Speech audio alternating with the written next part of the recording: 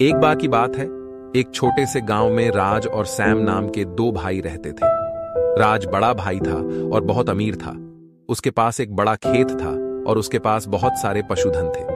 वह एक भव्य घर में रहता था और आरामदायक जीवन का आनंद लेता था।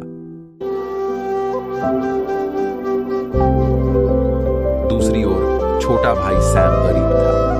उसके पास जमीन का एक छोटा सा टुकड़ा था और उसे गुजारा करने के लिए संघर्ष करना पड़ता था।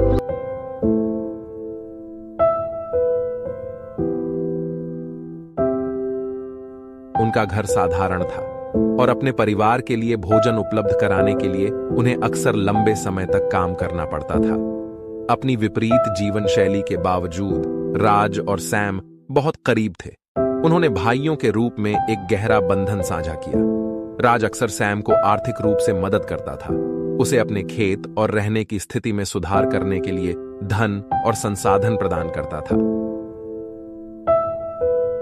एक वर्ष गांव में भयंकर सूखा पड़ा।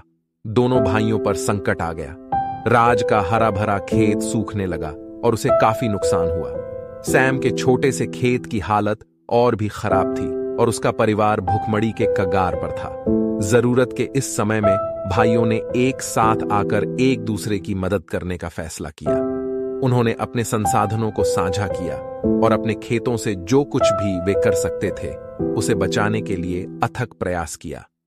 उन्होंने भाईचारे का वास्तविक मूल्य और एक दूसरे का समर्थन करने का महत्व सीखा। जैसे जैसे सूखा जारी रहा, उन्होंने अपने साथी ग्रामीणों की भी मदद की। उनके पास जो कुछ भी बचा था उसे साझा किया। उनकी निस्वार्थता और एकता ने पूरे समुदाय को प्रेरित किया और धीरे धीरे उन्होंने अपने जीवन का पुनर्निर्माण करना शुरू कर दिया। यह कहानी हमें सिखाती है कि भाईचारे का बंधन और कठिनाई के समय एक दूसरे का समर्थन करने की इच्छा भौतिक धन से अधिक मूल्यवान है।